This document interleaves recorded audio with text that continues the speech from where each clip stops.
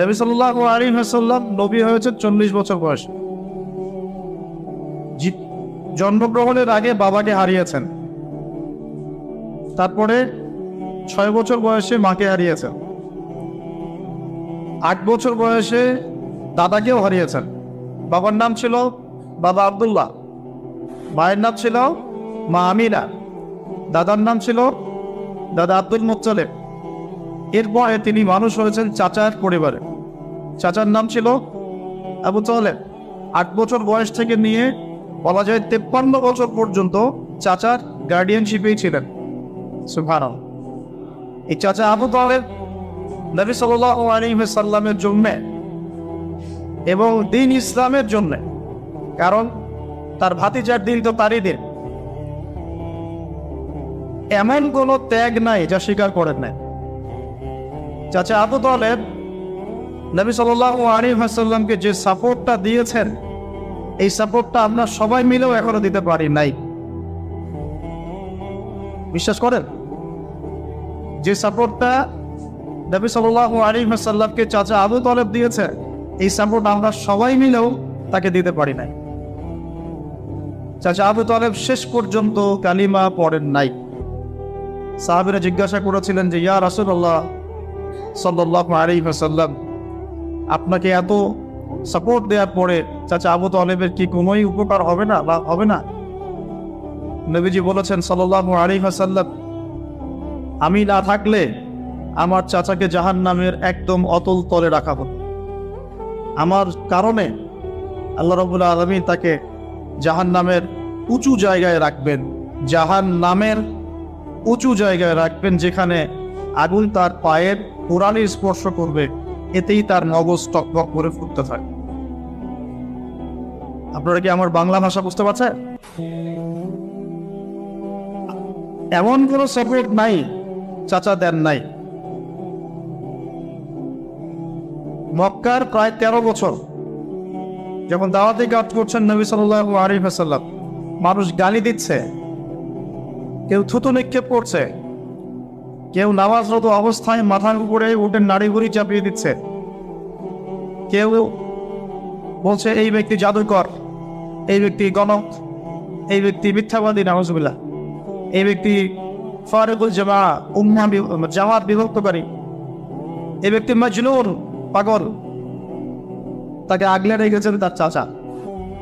মানুষ অর্থনৈতিক বয়কট করছে, চাচা আগলে রেখেছেন।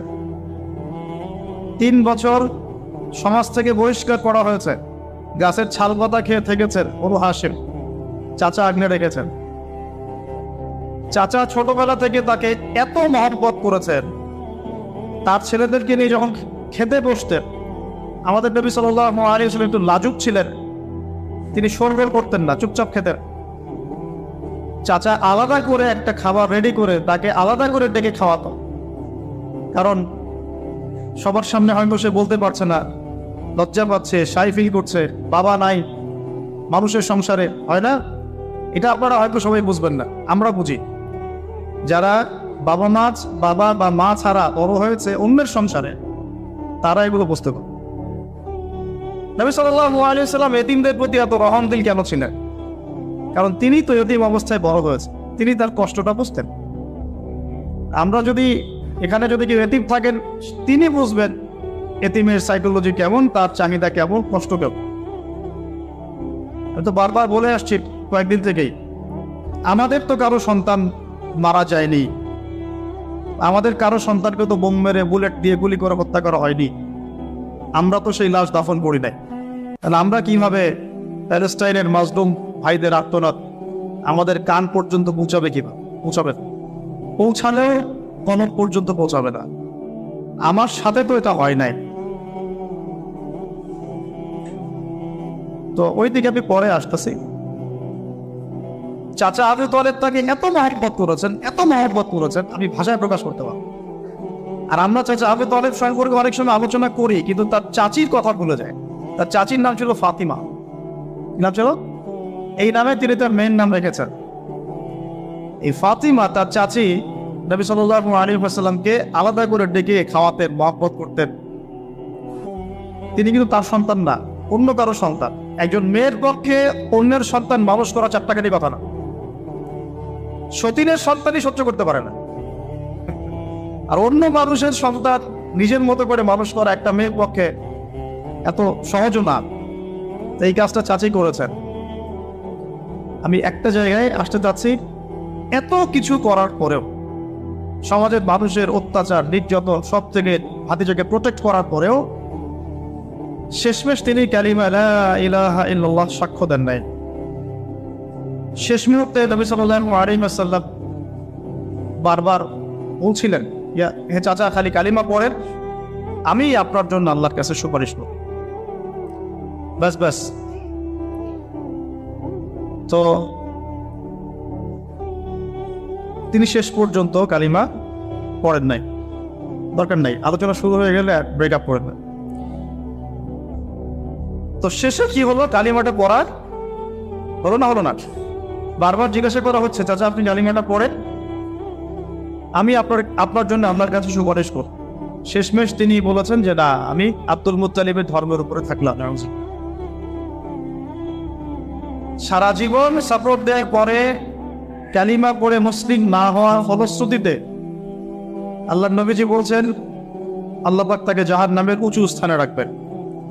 আমরা যারা মুসলমান, মুসলিম পরিবারে জন্মগ্রহণ করেছি, আমরা বা আমাদের মধ্যে বেশিরভাগ মানুষ এখনো এই নিয়ামতের শুকরিয়া আদায় করতে পারি নাই যে আল্লাহ পাক আমাদেরকে মুসলমান পরিবারে জন্ম দিয়েছে, কালিমা পড়ার তৌফিক দিয়েছে। আমরা সহজে যা পেয়ে যাই তার মূল্য বুঝি না। আল্লাহ পাক যে আল্লাহ পাক কি আমাকে জিজ্ঞাসা করেছিলেন যে আবু তাআলা তোমাকে মুসলিম বানাবো না অমুসলিম বানাবো? আপনাকে কি আল্লাহ পাক জিজ্ঞাসা করেছেন যে আব্দুর রহমান তোমাকে মুসলিম বানাবে না অমুসলিম বানাবো, তুমি কি চাও? আল্লাহ পাক আমাদেরকে জিজ্ঞাসা করেন নাই। নিজ অনুগ্রহে আল্লাহ পাক আমাদেরকে মুসলিম পরিবারে জন্ম দিয়েছে। সেই মুসলিম পরিবারের মানুষ এখন কালিমা লা ইলাহা ইল্লাল্লাহের সঠিক মর্মও জানে না, তাওহীদও জানে না, শিরকও চিনে না, ইমানের রকমগুলোও বোঝে না, ইমানের মূলনীতিও বোঝে না, ইমান ভঙ্গের কারণও বোঝে না, কোনো কোনো ক্ষেত্রে রেজে কৌশলে মাসলা মাসাইলও জানে না। নামাজ পড়ার ফরজ ওয়াজিব সুন্নাত মুস্তাহাব বোঝে না, নামাজ পড়েও না। মাশাআল্লাহ, জুমার দিনে নামাজ পড়তে আসে অনেকেই, ঈদের দিনে প্রথম দেখা যায়, আর জানাজার নামাজে প্রথম দেখা। আর দেখা যায় যারা এরকম নামাজ কারা পড়ে না, তাদের জানাজা আবার 3-4 বার হয়। নামাজগুলো মনে বাকি শোধ করে পড়ে, রোজা রাখে না, যাকাত তো মাশাআল্লাহ প্রায় উঠে গেছে বললেই চলে সমাজ থেকে। বাংলাদেশের ধনিক শ্রেণীরা যদি যাকাত দিত, 10টা পদ্মা সেতু বানানো যায়। বিশ্বাস করতেছেন না? ধনীরা যদি সত্যি সত্যি জাকাত দিত, জাকাতের টাকা পদ্মা সেতুতে দেওয়া যাবে কিনা সেটাও একটা মাসালা। আমি একটা এক্সাম্পল দিলাম আর কি। জাকাতের টাকা তো ওইটা করা যাবে কিনা, এটা তো একটা মাসালা, তাই না? জাকাতের খাত তো 8টা, ইন্নামা সাদাকাতু লিল ফুকারা ওয়াল মাসাকিন ওয়াল আমিলিনা আলাইহা ওয়াল মুআল্লাফাতি কুলুব ওয়া ফির রিকাব ওয়া ফি সাবিলিল্লাহ, এরকম কয়েকটা খাত আছে। আমি একটা এক্সাম্পল দিলাম, যদি বাংলার মানুষ ধনিক শ্রেণী ঠিকঠাক জাকাত দিত, বিশ্বাস করেন সমাজে আপনি দরিদ্র মানুষ খুঁজে পেতেন। আর জাকাত ভিত্তিক অর্থনীতি চালু আপনি করতে পারবেন, রাষ্ট্রীয়ভাবে পারবেন না। বলে কেন পারবেন না? কারণ প্রত্যেকটা রাষ্ট্রের উপর জাতিসংঘের নিয়ন্ত্রণ আছে। আমি ভাই খোলামেলা কথা বলার মানুষ, যদি কারো পছন্দ না হয়, কিছু করার নাই, আমাকে বলতে হবে। আপনি আমার সাথে একমত হন বা না হন, অ্যাটলিস্ট শুনেন, পরে সত্য মিথ্যা আপনি যাচাই করেন, মানা না মানা আপনার কিছু। আমি জাস্ট বলতেছি, আমি তো আপনার মস্তক দখল করতে পারবো না, আমরা তো খুবই দুর্বল। কোন রাষ্ট্রের পক্ষে ইসলামিক আহকাম, হুকুম আহকাম, শরিয়া, ওয়াজ এগুলো বাস্তবায়ন করা সম্ভব না যতক্ষণ সে জাতিসংঘের আন্ডারে আছে। সোজা কথা। তালেবান পারলো কেন? ওর আন্ডারে নাই, ও কারো সাথে চলে না। সুবহানাল্লাহ। আবার অনলাইনে মাঝে মাঝে দেখি কিছু কিছু শায়েখ আছে, বলছে যে তোমরা ওদেরকে জামাই মনে করো, এই করো, তোমাদের আকীদা ঠিক নাই। তালেবানদেরকে যে পজিটিভ ভাবে দেখে সেও তাকে মুনাফিক। কি বুঝলেন? যারা বিগত 20 বছর ধরে কুফারদের সাথে সশস্ত্র জিহাদ করলো তারা হচ্ছে মুনাফিক। কি সুবহানাল্লাহ বলবেন নাকি? যারা বিগত 1 বছর 2 বছর না 20টা বছর ধরে খেয়ে না খেয়ে নিজেদের সামর্থ্য অনুযায়ী জালেমদের বিরুদ্ধে যার যা ছিল তাই নিয়ে দাঁড়িয়ে গেছে, যুদ্ধ করতে করতে করতে করতে বলা হয় যে প্রত্যেক 5টা বাড়িতে একটা করে শহীদ আছে। 5টা বাড়িতে একটা করে শহীদ আছে, 10টা বাড়িতে কারো পা নাই, কারো হাত নাই। 20 বছর কি কম সময় নাকি? অগণিত ব্যান্ডিং হয়েছে পাকিস্তানের মাটি ব্যবহার করে। যখন পারভেজ মোশাররফ ক্ষমতায় ছিল ওই জায়গাটাকে সে বেস ক্যাম্প করে দিয়েছে, যে আমেরিকান বিমান এখান থেকে ফ্লাই করবে, ওখানে বোম ফেলবে। আমাদের মুসলিম ভাই, ঠিক আছে? ওই যে আল্লাহ রাহিবান একটা কথা বলেছেন, তুজ জৈসা দোস্ত হো তো দুশ্মন কি ক্যা জরুরত। তোর মতো বন্ধু থাকলে আর শত্রুর কি দরকার। এটা আমরাও ফিল করি এই দাওয়াতের মাঠে কাজ করতে গিয়ে, তুজ জৈসা দোস্ত হো তো দুশ্মন কি ক্যা জরুরত। তো যাই হোক, তো এরকম 20 বছর যারা একটা জালেম সভ্যতার বিরুদ্ধে যুদ্ধ করেছে, ওরা হয়ে গেছে এখন মুনাফিক। আর এরা হয়ে গেল এখন সহি আকীদার মানুষ। তাহলে যে সহি আকীদার এই কথা বলা হচ্ছে, এটা যে কত বড় ভুল আকীদা সেটা বোঝার কি আর বাকি আছে? উম্মার ক্রান্তি লগ্নেই ইমানদার আর মুনাফিক চেনা যায়। যখন উম্মার একটা সংকট চলে তখন আপনি চিনতে পারবেন কারা ইমানদার কারা মুনাফিক। ভালো অবস্থায় আপনি বুঝতে পারবেন না, সব স্বাভাবিক আছে মনে করেন, এখন আপনি বুঝতে পারবেন না আসলে কে ইমানদার কে মুনাফিক। উম্মার উপর কোনো বাধা বিপত্তি আসলে তখন বুঝতে পারবেন যে আসলেই কে ইসলামের পক্ষে আছে, কে ইসলামের বিপক্ষে আছে, আর কে ভিতরের উপরে শয়তানি করতেছে। আমাদের আলোচনার টপিক এটা না, টপিকে আসতেছি।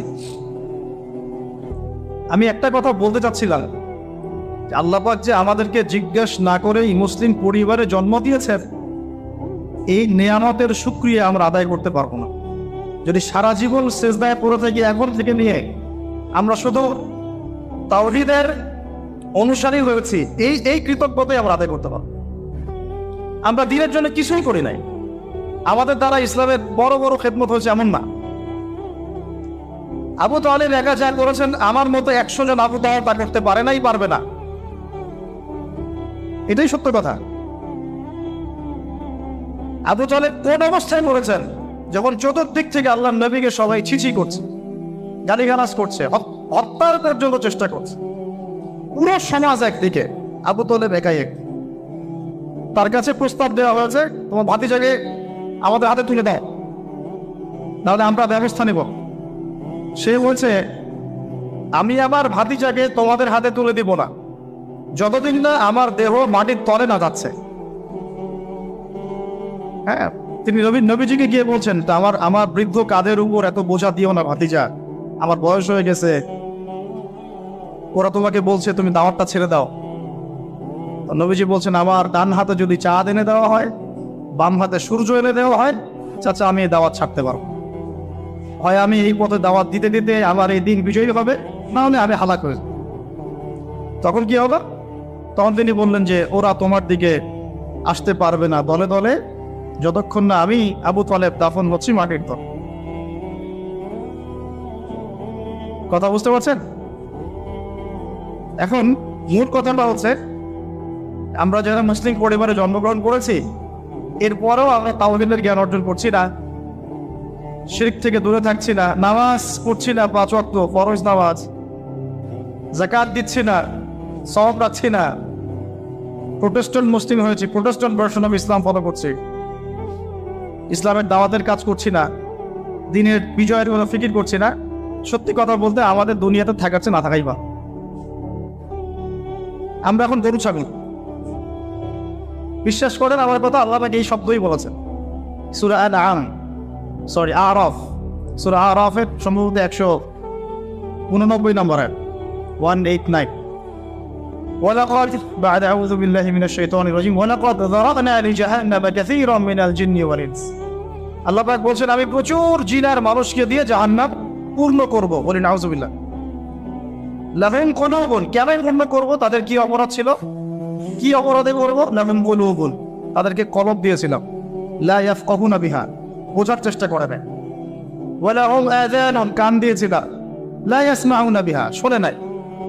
ওয়া লাহুম আ'য়ুনুন, চোখ দিয়েছিল, লা ইউবসিরুনা বিহা, চোখ দিয়ে দেখে নাই, কনক দিয়ে উপলব্ধি করে নাই, কান দিয়ে বলেন শোনে নাই, চোখ দিয়ে দেখে নাই।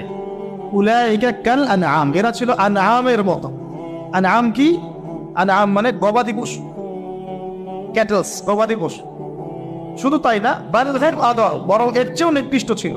গবাদি পশুকে যে দায়িত্ব দেওয়া হয়েছে ও সেটা পালন করে। প্রত্যেক প্রাণীকে যে দায়িত্ব দেওয়া হয়েছে সেই দায়িত্ব তারা পালন করে, করে কি না? না হলে আমরা এত বড় বড় বড় প্রাণীর সাথে কিভাবে পেরে উঠতাম? একটা গরু নির্দ্বিধায় জীবনকে সঁপে দিচ্ছে, বিদ্রোহ করছে না, করছে? তো আল্লাহ পাক এই কথা বলছেন, উলাইকা কাল আনআম, তারা হচ্ছে গবাদি পশুর মতো, বাল হুম আদল, বরং তার চেয়েও নিকৃষ্ট। কারা উপলব্ধি করে না, দেখে না, শোনে না। এখন আমাকে উত্তর দেন দেখি, আমাদের মধ্যে এখানে কোন ব্যক্তি আছেন যে চোখে দেখেন না, কানে শোনেন না, উপলব্ধি করেন না? আমরা সবাই চোখে দেখি। এই চোখে দেখি কি না? দেখতে পাচ্ছেন তো আপনি? কানে শুনতে পাচ্ছেন কি না? তাহলে আল্লাহ পাক কোন চোখের কথা বলছেন আর কোন কানের কথা বলছেন যেগুলো অন্ধ? বলেন। নিঃসন্দেহে অন্য একটা চোখ আছে, আরেকটা কান আছে, আরেকটা চোখ আছে, কান আছে, সেটা কোথায়? কলবে। তাহলে আবু জেহেল আল্লাহর নবীকে চিনতে পারছে না, আবু বকর রাদিয়াল্লাহু আনহু চিনতে পারছেন, তাহলে দুজনের তো বাইরের চোখ একই। কোন চোখ তাহলে অন্ধ আবু জেহেলের, যে কারণে আবু জেহেল আল্লাহর নবীকে চিনতে পারেন? বলেন। এখন বলেন, মুসলমান পরিবারে জন্ম নেওয়ার পরে আমরা যারা নামাজ পড়ি না, যাকাত দেই না, রোজা রাখি না, সামর্থ্য হচ্ছে হজ করি না, জুমার দিনে আসি, ঈদের দিনে আসি, হ্যাঁ, সৎ কাজে আদেশ করি না, অসৎ কাজে নিষেধ করি না, কুরআন তেলাওয়াত করা শিখি না, রাসূলের সুন্নাহ মাফিক জীবন গড়ি না, আর অর্থনীতি রাজনীতিতে গেলাম না, ওটা গেলামই না, বা ওটা তো অনেক বড় স্কেল। তাহলে আমাদের কি চোখ আসলেই আছে, কান আসলেই আছে, কলব কি আসলে চিন্তা, না সত্যিকার অর্থে আমরা গবাদি পশু হয়ে গেছি? আত্মপর্যালোচনা করতে হয় তো। আত্মপর্যালোচনা, মুরাকাবা মানে হচ্ছে আত্মপর্যালোচনা, নিজেদেরকে নিয়ে ভাবতে হবে তো।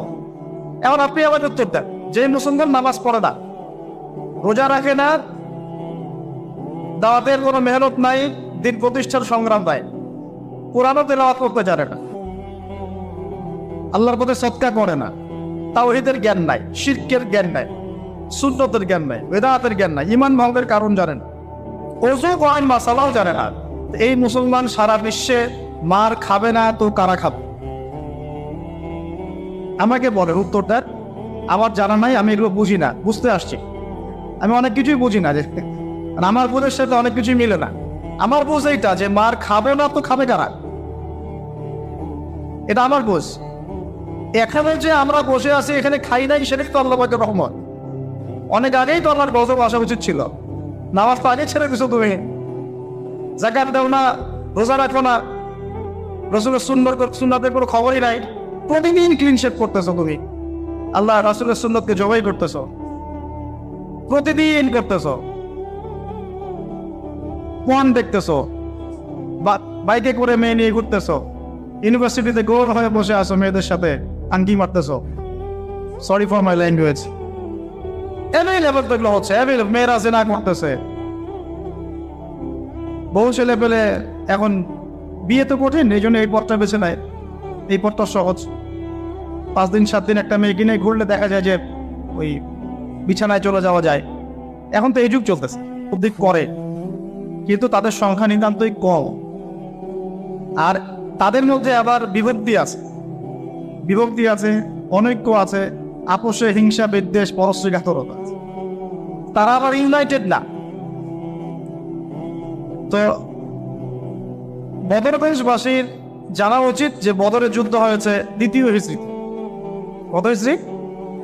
দ্বিতীয় হিজরিতে।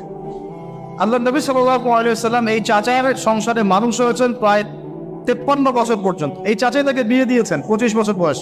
তার আগে চাচার ব্যবসা তিনি সামলেছেন। ওই ব্যবসার এক কাফেলা খাদিজা রাদিয়াল্লাহু আনহার অর্থ ছিল। এই ব্যবসা দিয়ে তাকে টেস্ট করলেন, দেখলেন আমানতদার, সুদর্শন, মাশাআল্লাহ উন্নত চরিত্রের মানুষ, উন্নত রুচিবোধের মানুষ, আল্লাহ আমিন, বিশ্বস্ত। বিয়ের প্রস্তাব পাঠালেন, চাচা বিয়ে দিয়ে দিলেন। তার সাথে খাদিজা রাদিয়াল্লাহু আনহা। তখন তার বয়স কত ছিল? 25। তার বয়স কত? 40। আর আমাকে এই সেকুলার সমাজকে আমরা বলতে চাই,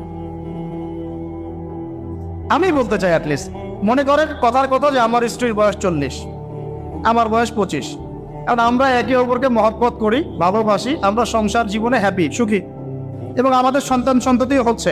এমন না যে আমরা মেডিকেল সায়েন্সের ভাষায় এই দিকে আমরা অক্ষম। মহব্বত আছে, দুজন দুজনকে পেয়ে সুখী, একে অপরকে ভালোবাসি, সন্তান হচ্ছে। আপনার কোনো সমস্যা? আমি আমার এই ম্যারিড লাইফে আমরা হ্যাপি, আপনার কোনো সমস্যা? আমার স্ত্রীর বয়স 40, আমার বয়স 25। মনে করেন আমার বয়স এখন কত চলছে? 32-33 হবে আর কি, সূর্যের হিসাবে। কিন্তু বয়স কিন্তু ফিক্স হয় চন্দ্রের হিসাবে, আমরা সূর্য হিসাব করি। এখন ধরেন আমি একটা বিয়ে করলাম, ধরেন তো স্ত্রীর বয়স মনে করেন 16 বছর। কত? মনে করেন 16 বছর। 16 বছর একটা মেয়ের কি হাইজ হয়?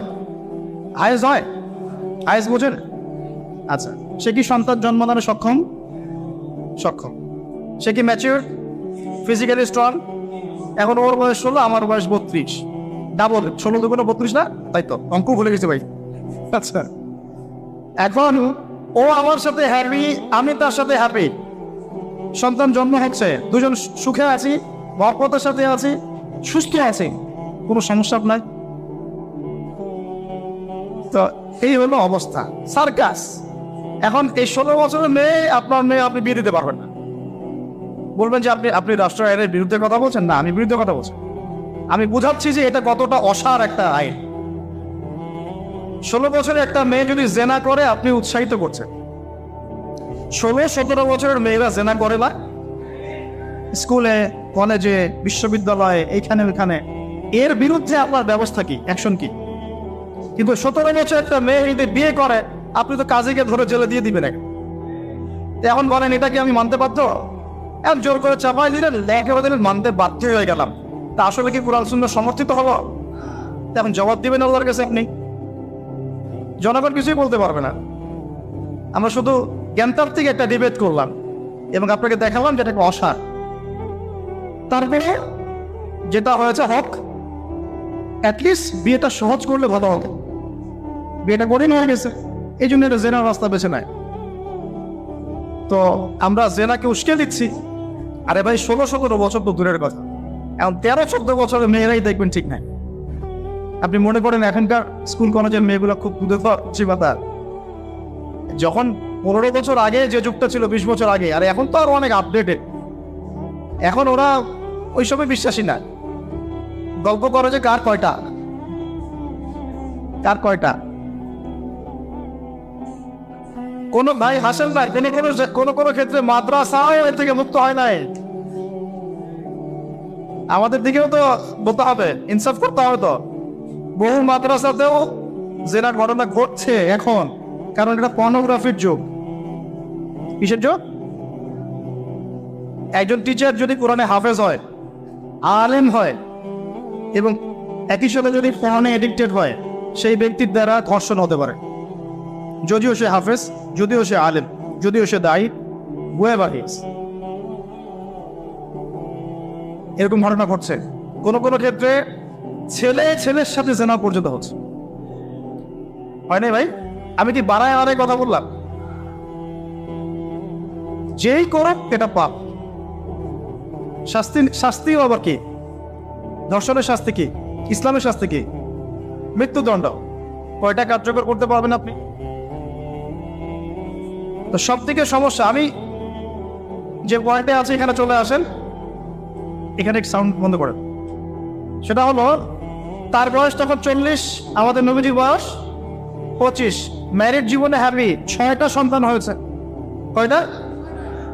আর নবী সাল্লাল্লাহু আলাইহি ওয়াসাল্লাম খাদিজা রাদিয়াল্লাহু আনহার কাছ থেকে যে মমতা, যে ভালোবাসা, যে সাপোর্ট পেয়েছে, এটা বিরল। এই যুগে এমন মেয়ে পাওয়া হয়তো বা শুন, কারণ এই যুগে তো আমরাও সাহাবীদের মতো না। আমরা যদি সাহাবীদের মতো না হতে পারি, আমরা মহিলা সাহাবীদের মতো স্ত্রী আশা করি কিভাবে? তো চলে গেছে লাইন? কারেন্ট চলে গেছে নাকি ভাই? এখন দিতে পারেন, এখন দিতে পারেন। আসছে বস। তো বিয়ে হলো মাশাআল্লাহ। এখন নবী সাল্লাল্লাহু আলাইহি ওয়াসাল্লামের কাছে সমাজের জাহিলিয়াত ভালো লাগে না। বোঝার চেষ্টা করি কি জাহিলিয়াত ভালো লাগে না। তিনি দেখেন যে মক্কার মানুষ মূর্তি পূজা করে, তিনি দেখেন মক্কার মানুষ সুদ খায়, মক্কার মানুষ জিনা করছে, মাদক খাচ্ছে, হানাহানি মারামারি কাটাকাটিতে আছে, তার এগুলো ভালো লাগে না। তিনি এখান থেকে সরে যান, দূরে দূরে থাকেন, দূরে দূরে থাকেন। হেরা পাহাড় আছে, হেরা গুহা, ওই পর্বতের গুহায় তিনি একা একা নির্জনতা অবলম্বন। কারণ যখন আপনি একটা ভালো রাস্তায় থাকবেন, সমাজের অন্যান্য খারাপ বিষয়গুলো আপনার পছন্দ হবে, নিজে থেকে ভালো লাগবে না। এই যে আমি যতটুকু ইমানদার, পাশে কনসার্টের গান কানে আসলে আপনার খারাপ লাগে না? লাগে তো? আপনি বুঝতে পারেন না? চোখের মধ্যে খারাপ কিছু পড়ে গেলে আপনার খারাপ লাগে, মনে হয় যেখান থেকে চলে যেতে পারলেই বাঁচি। আপনি বাসে যাচ্ছেন, দেখলেন যে ড্রাইভার গান ছেড়ে দিল, দিদি তেরা দেবার দিওয়ানা, আর পাশে কেন জানি এইসব গানই বাজে। আমরাই নাকি ভাষার জন্য আবার যুদ্ধ করেছি, লজ্জা আমাদের। আমরাই নাকি ভাষার জন্য রক্ত দিয়েছি, কিন্তু আমাদের সব কেন জানি হিন্দি সংস্কৃতি। হ্যাঁ, কত কোনো ভণ্ডামি আমাদের মধ্যে আছে দেখেন। ভাষার জন্য আমরা লড়াই করেছি, জীবন দিয়েছি, গর্বের, অবশ্যই আমাদের জন্য গর্বের। কিন্তু আমাদের ঘরে ঘরে এখন হিন্দি কেন? ঘরে ঘরে হিন্দি কেন? তাহলে আমরা কি এটা কি দিবস পালন করার বিষয়, না আদর্শ লালন করার বিষয়? কোর্ট কাছারি অফিস আদালত সবকিছুর ভাষা হচ্ছে ইংরেজি, ওখানে বাংলা চলে না কেন? আমরা কি ইংরেজির জন্য যুদ্ধ করেছি? এই উপমহাদেশ 200 বছর শাসন করেছে ব্রিটিশরা, ওরা চলে গেছে, 200 বছর পিটিয়েছিল খুব আমাদেরকে। তারপর আমাদের বাপ দাদারা যুদ্ধ করে ওদেরকে এখান থেকে তাড়িয়ে দিয়েছে। কিন্তু ওরা চলে গেলেও ওদের কোনো সুন্নত নিয়ে যায় নাই, ওদের সব সুন্নত দিয়ে গেছে। কোর্ট কাছারির সুন্নত দিয়ে গেছে, অর্থনৈতিক ব্যাংকিং সুন্নত দিয়ে গেছে, রাজনৈতিক সুন্নত দিয়ে গেছে, এমনকি পোশাক আশাকের সুন্নতও দিয়ে গেছে, এমনকি বাথরুমের টয়লেট ওইটাও দিয়ে গেছে। সবখানে এখন হাই কমোড, ব্রিটিশ ইংলিশ। ওরা কি আসলেই চলে গেছে? আর আমরা কি আসলেই স্বাধীন? কে বলবে এগুলো আর কে ভাববে? আর মানুষ সেগুলো কবেই পজিটিভলি নেওয়ার চেষ্টা করবে আল্লাহ ভালো জানেন। বাট আমরা বলে যাচ্ছি ইনশাল্লাহ একদিন না একদিন ইসলাম হবে। এটা আল্লাহ পাক যেন সহজ করেন এবং কবুল করেন।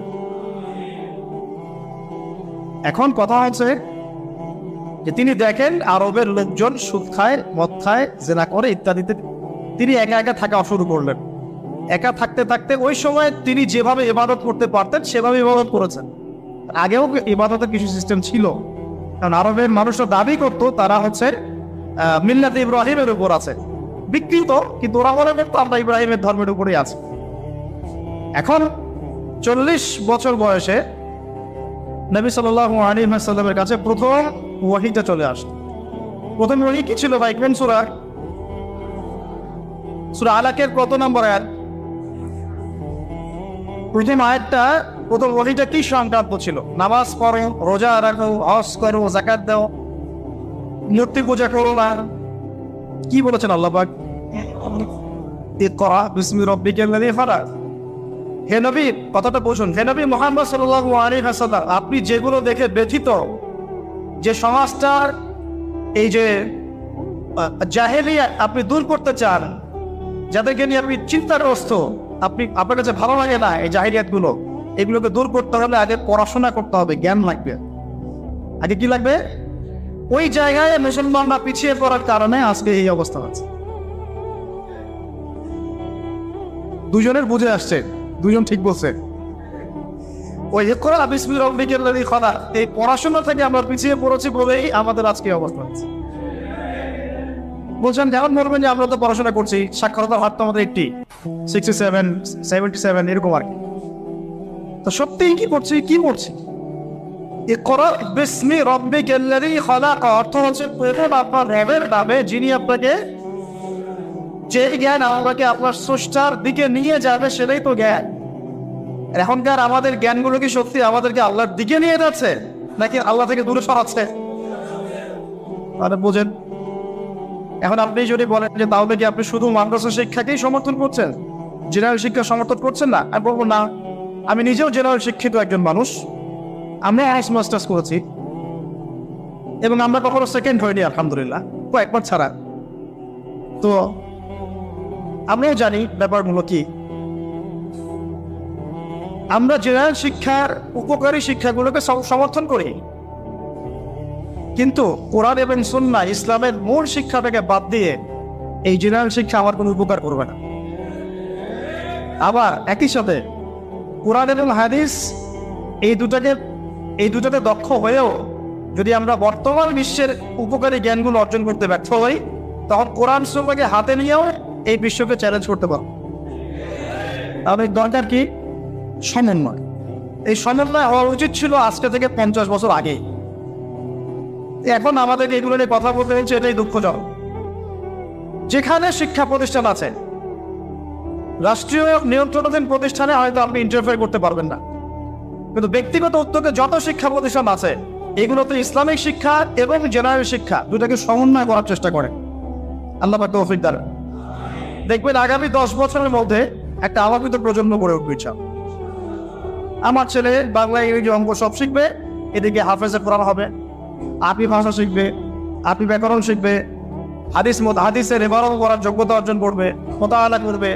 মাশাআল্লাহ, একদিন দেখা যাবে সে কোরআন সুন্নাহর জ্ঞানেও দক্ষ হয়েছে, এদিকে সে ডক্টর হয়েছে, সে ইঞ্জিনিয়ার হয়েছে, পাইলট হয়েছে, সেনাবাহিনীর মেজর কর্নেল হয়েছে।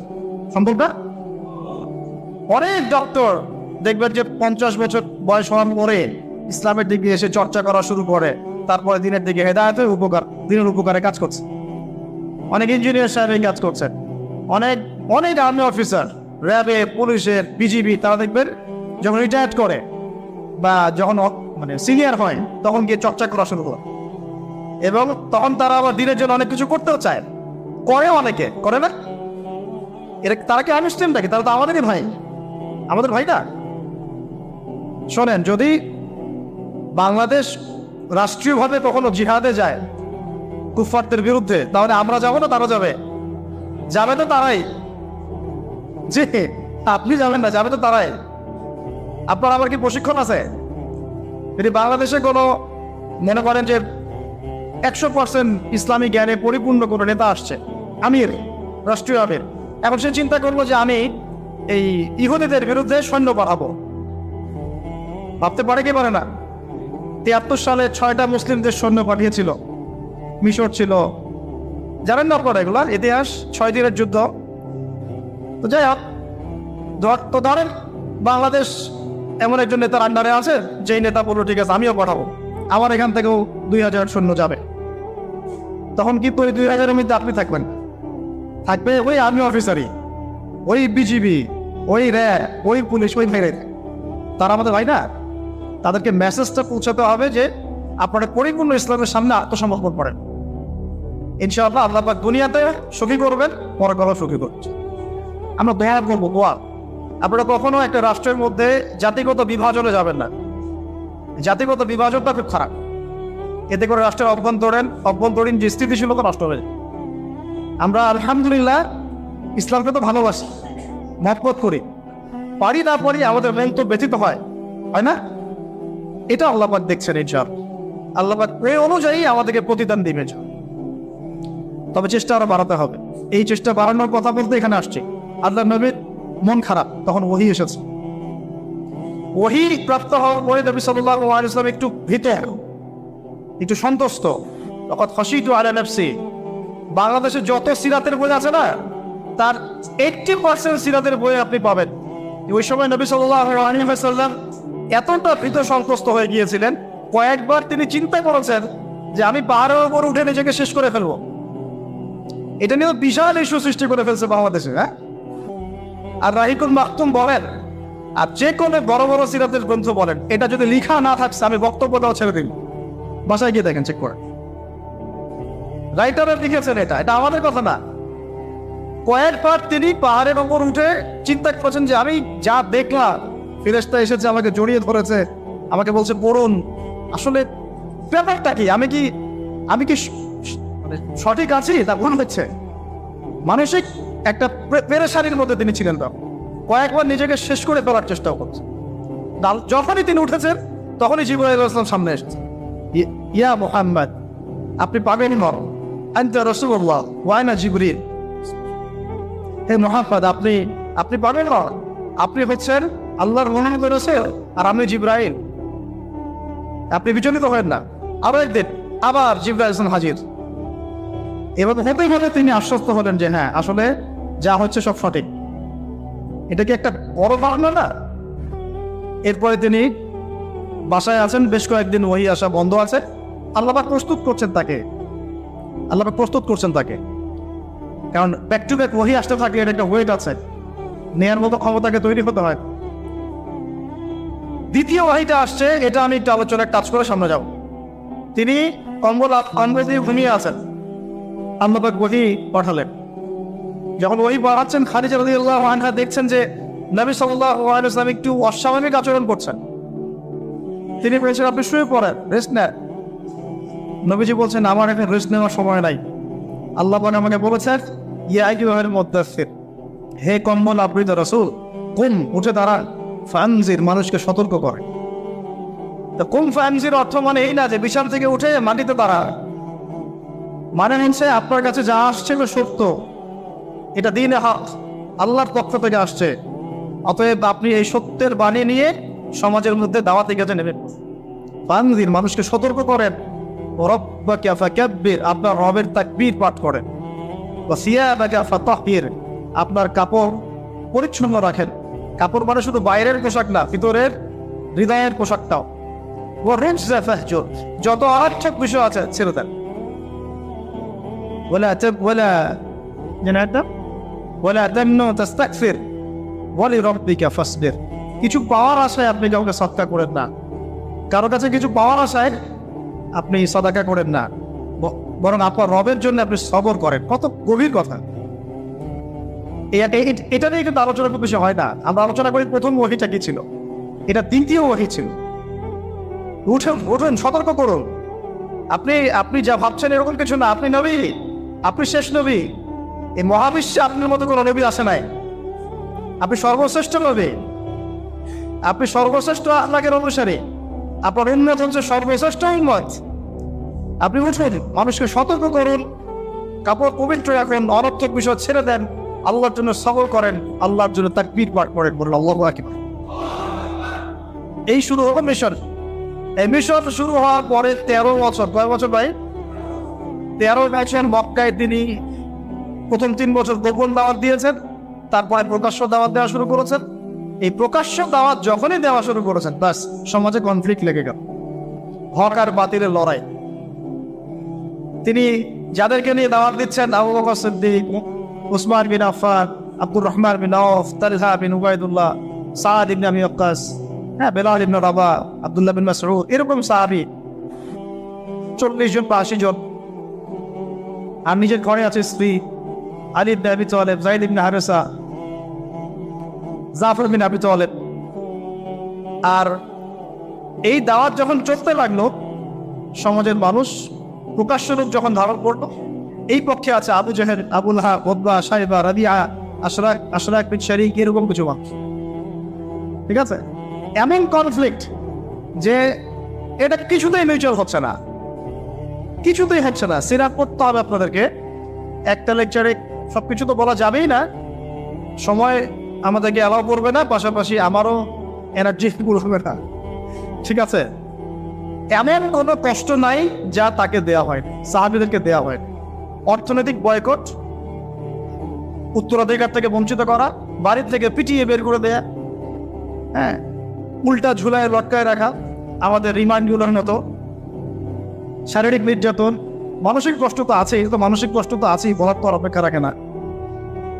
তারপরে কেউ বেচাকেনা করবে না, চলাফেরা করবে না, সামাজিক বয়কট। রাস্তা দিয়ে গেলে মানুষ টিটকারি মানে যে পাগল যাচ্ছে, এই যে জাদুকর যাচ্ছে। ব্যাপারটা বোঝার চেষ্টা করে, মানে এমন কোনো নির্যাতন নাই যা করা হয় নাই। আমি ক্ষুদ্রকারে দেখেছি প্রায় 14 বা 15 বার আল্লাহর নবী সাল্লাল্লাহু আলাইহি ওয়াসাল্লামকে হত্যা করার চেষ্টা করা হচ্ছে, প্রায় 14-15 বার।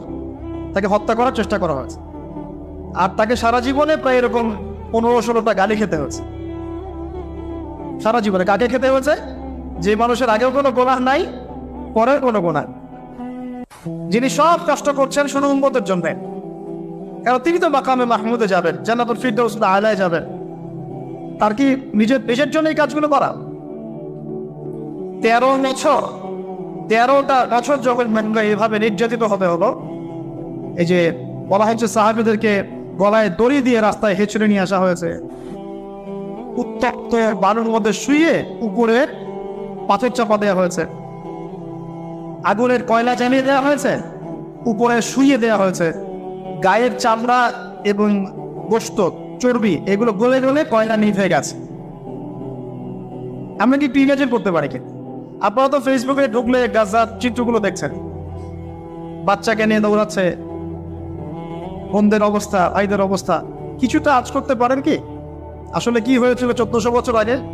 এগুলোই হয়েছে। এগুলো ইসলামের চিরায়তের সুন্নত। হকপন্থীদের উপর এগুলো আসবেই। যদি না আসে, ওয়াল্লাহি আপনি হকপন্থী না, ওয়াল্লাহি আপনি হকপন্থী না।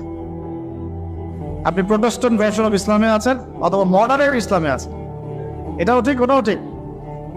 আমি মাঝামাঝি থাকবো। আমি এটা ফখর করে বলছি না। পশ্চিমের কয়েকটা কান্ট্রি থেকে আমাকে অফার করা হয়েছিল মালয়েশিয়া সফরের পরে, যে আমাদের এখানে আসেন, দাওয়াতি কাজ করেন, মানে দাওয়াতি কাজ করেন মানে কনফারেন্স, এইভাবে কনফারেন্স করেন। মালয়েশিয়া যেমন হয়েছে আমরা আয়োজন করতে যাচ্ছি, 7 দিনের জন্য আসেন, 3 দিনের জন্য আসেন, ঠিক আছে? আমি বললাম যে আমার লেকচার কি শুনছেন কোনোদিন আপনারা? তো বলে না, বিভিন্ন ক্লিপ দেখেছি, পুরো লেকচার তো শোনা হয়নি। তো বললাম যে আগে ইউটিউব চ্যানেল থেকে সব লেকচারগুলো শুনেন, তারপর যদি মনে হয় যে ওখানে গেলে আমি সেফ, তাহলে নিয়ে যান। যদি মনে হয় যে এইসব লেকচার দেওয়ার পরে ওই সভ্যতায় গিয়ে কেউ সেফ থাকতে পারে, আমাকে আবার গুয়ান্তানামায় পাঠিয়ে দিবে না, আবু গারিব কারাগারে পাঠিয়ে দিবে না, তাহলে নিয়ে যান। তো এখন পর্যন্ত রেসপন্স করেন না। তো মশের ইসলামের সুযোগ পাই ইসলামে, ইসলামে পশ্চিমা আদমে আমরা মনের পেয়ে যাবো, ওদের আদর্শে চলবে, আমাদেরটাও চলবে, তালেবুল পাকায় একটা ভীষণ 2030 বানাবো, এইসব ইসলাম চলবে না। বুঝতে পারছেন না খবর? ইসলাম চির প্রাচীন, চির নতুন, চির আধুনিক, এর কোনো ব্যতিক্রম ব্যর্থ হয় না। ওর মূলনীতির কোনো পরিবর্তন হবে না, ওর মূলনীতির জায়গায় থাকবে। কিন্তু হয়তো প্রযুক্তিগত উন্নয়ন হতে পারে, শাখা প্রশাখাগত কিছু পুরো এই পার্থক্য আসতে পারে, কিন্তু আসলে কোনো পার্থক্য আসবে। তো যে কথাটা বলেছি, এটা চিরায়ত সুন্নত, যে নির্যাতনটা মক্কায় হয়েছে।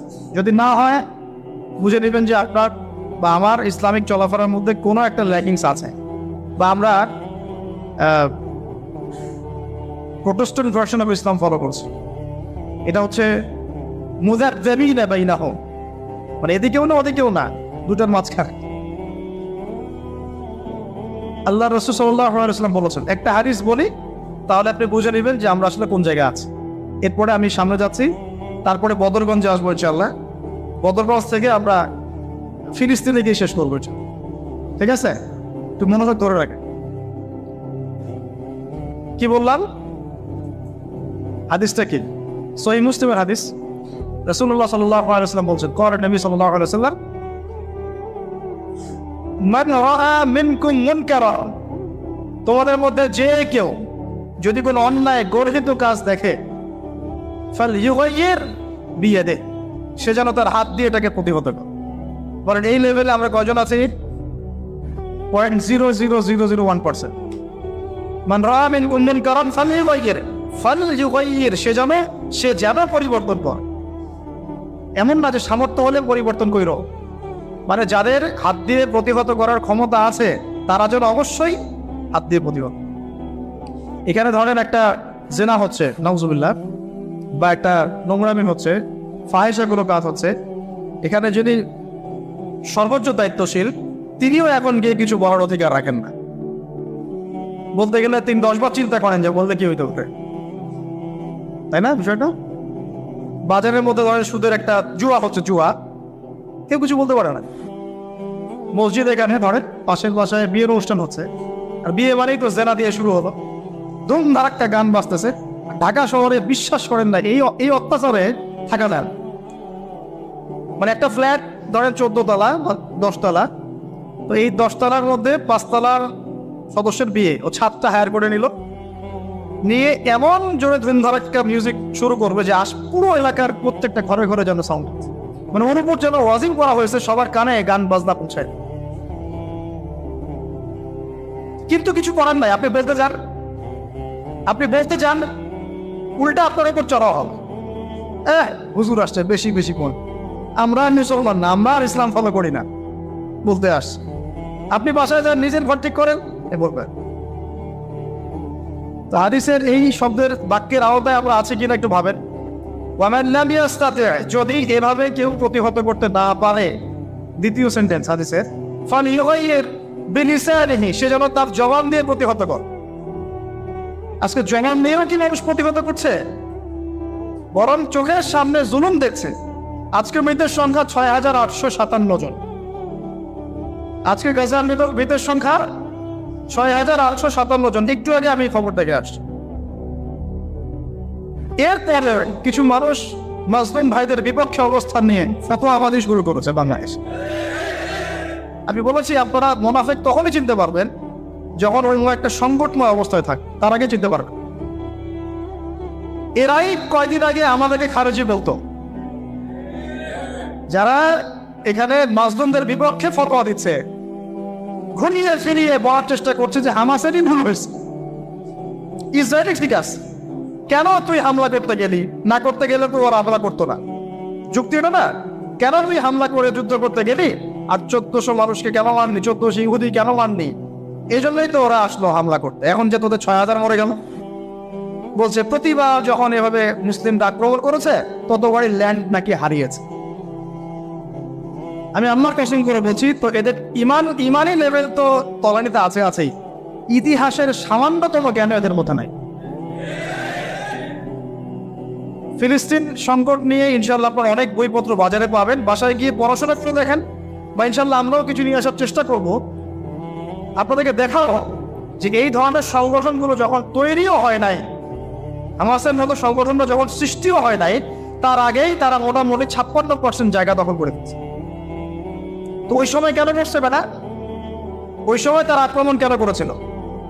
1914 থেকে 18 সাল থেকে শুরু করে এই যে শুরু হলো, প্রথমে ব্রিটেনের হাত ধরে ঢুকেছে, তারপরে নাজদি, ওখানে যে আয়রে সাউদের নাজদিয়া ছিল কিছু, এরা তুর্কিদের বিরুদ্ধে বিদ্রোহ করেছিল, তখন ঢুকেছে এই যে জায়নিস্টরা। ঢোকার পর অল্প অল্প করে প্রথমে 3%, 2%, 6% করতে করতে করতে করতে এই 48 সাল পর্যন্ত আসতেই 50 থেকে 56% জায়গা দখল। ওই সময় কি হামাস ছিল? ওই সময় কি ইন্তেফাদা হয়েছে? ওই সময় কি দফায় দফায় এরকম মিসাইল ছোড়া হয়েছে? যেখানে ইহুদি খ্রিস্টানদের সাংবাদিকরা ওরা পর্যন্ত পশ্চিমা মিডিয়াতে এগুলো নিয়ে কথা বলছে যে এটা মানবতা বিরোধী অপরাধ হচ্ছে, মানুষকে নির্মমভাবে হত্যা করা হচ্ছে, হাসপাতালে বোম মারা হচ্ছে, বাচ্চাদেরকে হত্যা করা হচ্ছে, ওই সঙ্গে মুসলমান নামধারী কিছু শায়েক দেখি এদের বিরুদ্ধে কথা বলছে, মুজাহিদ ভাইদের বিরুদ্ধে কথা বলছে। তাহলে ওই যে বললাম তো যে বেশ তো দুশ্মন কি আছে না, তো এই ব্যক্তির কাছে আমাদের আকিদা শিখতে হবে। আকিদা শেখার কেউ নাই বাংলার মাটিতে, এই পুরো উপমহাদেশে আকিদার দাস দেওয়ার আর কেউ নাই।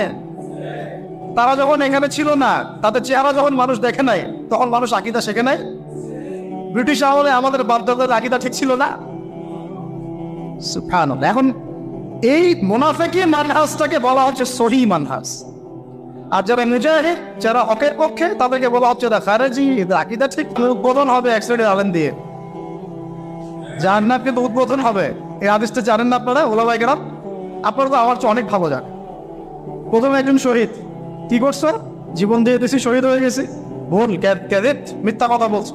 এই জন্য শহীদ হয়েছিল যাতে মানুষ তোমাকে বড় বীর বলে, আমার জন্য তুমি জীবন দাও নাই, যাও দান দেবে।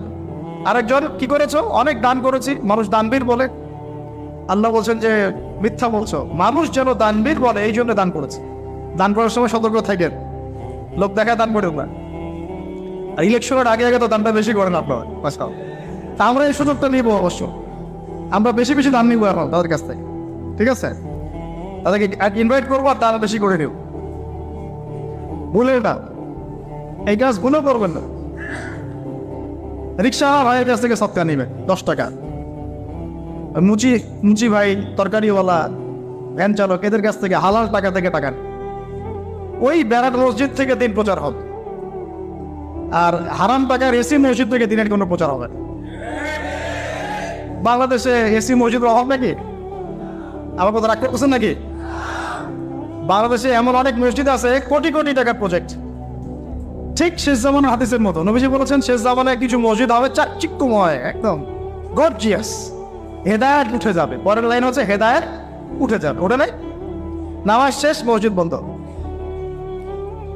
মসজিদে খাদেমদের মাঝে মাঝে অস্থিরতা দেখলে মনে হয় যে বাসায় গিয়ে সুন্নতটা পড়ে, এখানে পড়ার দরকার নেই, বিরক্ত হচ্ছে মনে হয়। নামাজ শেষ হওয়ার পর তাড়াতাড়ি এসি বন্ধ করতেছে, লাইট অফ করতেছে, ফ্যান অফ করতেছে, তাই তাড়াতাড়ি জানে বিল উঠতেছে। আল্লাহ আমাদেরকে বোঝার তৌফিক দান করেন। তো উম্মার ক্রান্তি লগ্নেই আপনি এগুলো চিনতে পারবেন, তাছাড়া পারবেন না। আল্লাহ নবী বলছেন যদি তোমরা হাত দিয়ে প্রতিহত করতে না পারো, যেটা সামর্থ্য আপনার নাই, মুখ দিয়ে যেন প্রতিবাদ করে। এখন এই জায়গায় আমাদের ইমান থেকে আছে না নাই? এইসব ইস্যুতে যাদের লেখার ক্ষমতা আছে তাদের উপর লেখা ওয়াজিব, যাদের বলার ক্ষমতা আছে তাদের উপর বলা ওয়াজিব, যাদের আরো বড় কোনো সহায়তা পাঠানোর সুযোগ আছে না এটা পাঠানো তাদের জন্য ওয়াজিব, যাদের রাষ্ট্রীয়ভাবে কিছু করার ক্ষমতা আছে ওইটা করা তার উপর ওয়াজিব, আর যার এসব কোনো কিছুই করার ক্ষমতা নাই তার উপর দোয়া করা ওয়াজিব। আমাদের কি দোয়া করার ক্ষমতা নাই? আল্লাহ পাক শুনবেন না আমাদের দোয়া? এখন আসেন, ফাইল্লাম ইয়াস্তাতি, যদি তোমরা এতেও সক্ষম না হও। আরে বাবা, মুখে কথা বলারও সুযোগ নাই, মুখে বললেও সমস্যা, অবস্থা খারাপ, গর্দান থাকবে না। আবু হুরায়রা রাদিয়াল্লাহু আনহু বলেছিলেন একটা কথা, যে আমি এমন অনেক এলেম জানি যেগুলো যদি আমি এখন বলা শুরু করি আমার গর্দান থাকবে না। সে একই কথা আমাদেরকেও মাঝে মাঝে ইশারা ইঙ্গিতে বলতে হয়। যতটুকু বলছি এতে বুঝে নেন, এর চেয়ে বেশি বলতে গেলে আমাদের গর্দান নাও থাকতে পারে। আর আমি ইসরায়েলের হিস্ট্রি পড়েছি, ওর পুরো হিস্ট্রি মোটামুটি আমি পড়েছি, আর এই লাস্ট এই পুরো এক মাসে আরো বেশি করে পড়েছি। যারাই তাদের এগেনস্টে দাঁড়িয়েছে কথা দিয়ে, কলম দিয়ে, বিভিন্নভাবে, এরা তাদেরকে গুপ্ত হত্যা করেছে। যে ব্রিটেনের হাত ধরে সে এই ক্ষমতা পেয়েছে 1914-1918 দিকে, ওই ব্রিটেন 1933 সালের দিকে ওর বিরুদ্ধে চলে যাচ্ছিল, ফিলিস্তিনিদের পক্ষে চলে আসছিল, তখন ওই ব্রিটেনের অনেকগুলো নেতাকে মেরে ফেলছে। এরা এই জাতি, এরা কোন জাতি? আপনাকে একটা আমি এক্সাম্পল দিয়ে বোঝাই। এরা হচ্ছে নবীদেরকে হত্যা করা যায়। কাদেরকে বলেন? আমি কি মিথ্যা বলছি? কোরআনে যদি এটা না থাকতো তাহলে আপনি বলতে যাবেন মিথ্যা বলছি। এটা আমি বলি নাই, আল্লাহ পাক বলেছেন পবিত্র কোরআনে, তোমরা নবীদেরকে হত্যা করেছো। সুবহানাল্লাহ। আর এরা আমাদের নবী মুহাম্মদ সাল্লাল্লাহু আলাইহি ওয়াসাল্লামকেও 2 বার হত্যা করার চেষ্টা করেছে। একবার বনু নাজির যুদ্ধের আগে, আর একবার খায়বার যুদ্ধের সময়। ওটা শেষ করবো আমি ওইদিকে এসে। তো ভাই, আমরা যারা মুখ দিয়ে বলতে পারবো না তাদের ফাইল্লাম ইয়াস্তাতি ফাবি কলবিহি, তাহলে যেন অন্তর থেকে ঘৃণা করে। এখন আপনি বলেন এই হাদিসের আওতায় আমাদের ইমান টিকে আছে না নাই? অ্যাটলিস্ট মন থেকেও কি ঘৃণা করে? সাধারণ মানুষ মন থেকে অন্তত ঘৃণা করে। আর যদি ওয়াযালিকা আদআফুম মিনাল ঈমান, মানে এটা হচ্ছে ইমানের সবচেয়ে নিচু লেভেল, তার মানে যার মন থেকেও ঘৃণা আসছে না, ইমানের সাথে কোনো সম্পর্ক নাই। ব্যাস, সোজা কথা। তো এখন আমাকে বলেন, যারা চোখের সামনে এই জুলুম, নির্যাতন, অন্যায় বছরের পর বছর দেখে আসতেছে, তার উপরে মুসলিমদের পক্ষ না নিয়ে জালেমদের পক্ষে ফতোয়াবাজি করতেছে, ইমানের কোন লেভেলে তারা আছে? তাদের কাছে আমাদেরকে দিন শিখতে হবে, ওখানে আকীদার দার্স দিতে হবে, ওখানে আমাদেরকে সহিহ শিখতে হবে, সহিহটা শিখতে হবে। আর সমস্ত ওলামায়ে কেরাম মরে গেছে সারা ওয়ান থাকে। আল্লাহর রাস্তায় নিজের আকীদা, নিজের আমল নামাজ ফিকির করেন। কেউ কাউকে বাঁচাবে না কালকে আমাদের মাঠে। যদি এই দুনিয়াতে আমরা হকপন্থী না হতে পারি, শ্বাস চলে গেলে আর হকপন্থী হতে পারে। আমরা কিছু করতে পারবো না। আমরা এখন এখানে বসে দোয়া করতে পারছেন, আপনি হয়তো আপনি মন থেকে ব্যথিত হচ্ছেন, হ্যাঁ, মুখ দিয়ে কিছু প্রতিবাদ করতে পারছেন, ফেসবুকে কিছু লিখতে পারছেন, এই তো আপনার দৌড়। আমাদের দৌড় এই পর্যন্ত না। আমরা তো রাষ্ট্রীয়ভাবে চাপ দিতে পারবো না, ওই জায়গায় আমরা নাই। আমরা তো তাদের প্রতিবেশী রাষ্ট্রও না। যে সীমান্ত খুলে দিবেন, ওরা চলে আসবে রোহিঙ্গাদের মতো, পারবে না। রোহিঙ্গাদের সঙ্গে আমরা সীমান্ত খুলে দিয়েছিলাম না? লক্ষ লক্ষ রোহিঙ্গা আসে নাই, আশ্রয় দেয় নাই। এখন গাজার সীমান্ত আছে মিশরে, ওরা কি খুলে দিয়েছে? বন্ধ, বন্ধ না। তা আমরা তো চাইলে সেটাও করতে পারবো না, ওই রোলও প্লে করতে পারবো। তা আমরা কি করবো? অ্যাটলিস্ট মন থেকে তো আমরা এটার প্রতিবাদ করবো নাকি, ঘৃণা লালন করবো, আল্লাহর কাছে দোয়া করবো, আমাদের মাজলুম ভাইদের জন্য আমরা দোয়া করবো, জালেমদের বিরুদ্ধে বদদোয়া করবো, এগুলো তো করতে পারি। আর যদি এগুলোই না করি, আমাদের দায়িত্ব আমরা এড়িয়ে যাই, কালকে আমাদের মাঠে গিয়ে আমরা জবাব দিতে পারবো? আপনারা ওলামায়ে কেরামদেরকে জিজ্ঞাসা করেন, বড় বড় ওলামায়ে কেরামদের, আহলুল ফেসবুক ওয়াল জামাত কেনা, আহলুল নেফাক ওয়াল জামাত কেনা, ঠিক আছে, আহলুল রিয়াল ওয়াল জামাত এদের কেনা, আহলুল মাল ওয়াল জামাত, এগুলো হকপন্থী ওলামায়ে কেরাম যারা, তাদেরকে জিজ্ঞাসা করবেন, যদি কোনো মুসলমান মেয়েকে তুলে নিয়ে যাওয়া হয়, ফিকহের যে কোনো কিতাব থেকে ফতোয়া নেবেন, যদি কোনো মুসলমান মেয়েকে কেউ অন্যায়ভাবে তুলে নিয়ে যায় মুসলিম রাষ্ট্র থেকে এবং তার শ্লীলতাহানি করে, তাকে রেপ করে, ধর্ষণ করে, তাহলে তার উপর আমাদের হুকুম কি, আমাদের করণীয় কি? ওলামায়ে কেরামকে জিজ্ঞাসা করে ফতোয়া নিয়েন, কি ফতোয়া দেয়। নিঃসন্দেহে তারা বলবে, যদি ওই রাষ্ট্রের সামর্থ্য থাকে, তার এটার বদলা নেওয়া ফরজ। যদি তাকে কোনো কুফার নিয়ে চলে যায়, জিম্মি করে রাখে, তাকে উদ্ধারের চেষ্টা করা ওই মুসলমানদের উপর ফরজ। যদি ওই রাষ্ট্র না করতে পারে, তাহলে প্রতিবেশীর উপর হক করতে হবে, ওর উপর করা ফরজ। যদি সে করতে না পারে, তার প্রতিবেশীর উপর হক করতে হবে, তার উপর করা ফরজ। যদি কেউ না করে, সারা মুসলিম উম্মাহর উপরে তখন দায়িত্ব বর্তাবে, সবার উপরে করা ফরজ। এখন আমি কি পরিসংখ্যান দিব আপনাদেরকে, যে 1918 সাল থেকে এই পর্যন্ত তারা কতগুলো মানুষকে হত্যা করেছে, কতগুলা শিশুকে হত্যা করেছে, কতগুলো মা বোনকে উঠিয়েছে। আমি এখানে 30 পৃষ্ঠা লিখে নিয়ে আসছি, কয় পৃষ্ঠা বলুন? শুধু একটা ঘটনা দেখলেন আপনি, এই যে লাস্ট কয়দিন, 2 সপ্তাহ, এই 2 সপ্তাহে মৃতের সংখ্যা এখন প্রায় 6887 জন। এখানে বেশিরভাগই নারী আর শিশু। আর ইসলামে আমাদেরকে নবী সাল্লাল্লাহু আলাইহি ওয়াসাল্লাম বলেছেন, তোমরা জিহাদের মাঠেও মেয়েদেরকে মারবে না, শিশুদেরকে হত্যা করবে না। এই শিক্ষা কে দিয়েছেন? এটা আপনাকে আমি জাস্ট দুই সপ্তাহের কথা বলছি, জাস্ট 2 সপ্তাহ। আপনি 1918 সাল থেকে নিয়ে এই যে 2023 পর্যন্ত পরিসংখ্যান আমাকে জিজ্ঞাসা করেন না, গুগলে সার্চ দেন, বের করে ফেলেন। 1933 থেকে 1933 থেকে 1939-এর মধ্যে ওখানে প্রায় 1.5 লক্ষ ফিলিস্তিনিকে মারা হয়েছে। বাকিদেরকে ওখান থেকে বহিষ্কার করা হয়েছে। প্রায় 2.5 লক্ষ ফিলিস্তিনি এখন আরব রাষ্ট্রের বিভিন্ন জায়গায় প্রস্তুত মতো আছে। এখন ওই সময় থেকে ওদের বংশধর নিজের দেশ থেকে বিতাড়িত করা হচ্ছে। 14 থেকে 18-এর মধ্যে গণহত্যা চালানো হয়েছে। তারপরে 33 থেকে নিয়ে 41 পর্যন্ত চালানো হয়েছে। 48 সালে আমেরিকার সহযোগিতায় আরো বড় পরিসরে চালানো হয়েছে। তারপরে 54-56 হয়েছে, 63 সালে হয়েছে, 63 সালের পরে 73-এর দিকে হয়েছে, 81-র দিকে হয়েছে, 88-র দিকে হয়েছে। আমি কয়টা বেড়ে শেষ করবো আপনার? আমাদের তো এটা নিয়ে আলাদা নিশ্চয় দেওয়া লাগবে। আমরা কি সংখ্যা হিসাব করবো? 1.5 লাখ, 2 লাখ, 5 লাখ, 10 লাখ, এটা কি হিসাব করা আমাদের কাজ? না আমাদের একজন মাজলুম ভাইয়ের পক্ষে কথা নেই আমাদের কাজ কোনটা? যদি কোনো মুসলিম ভাইকে অন্যায়ভাবে কোনো অমুসলিম রাষ্ট্রে হত্যা করা হয়, বিধান কি? ফিকহের কিতাব থেকে ফকিহদেরকে জিজ্ঞাসা করুন। আপনাদের সভাপতি আপনার হয় না? হ্যাঁ, আপনার হয় না নাকি? উপদেষ্টা আপনার ভাইদেরকে জিজ্ঞাসা করেন যে ভাইয়া আসলে এখানে ফতোয়া কি, দেখবেন তারা কি বলে। ফতোয়া দেন না আপনি, আমি ফতোয়া দিই না কখনো না, বিকজ আমি মুফতি না, কিন্তু আমার জানা আছে ফতোয়াটা কি।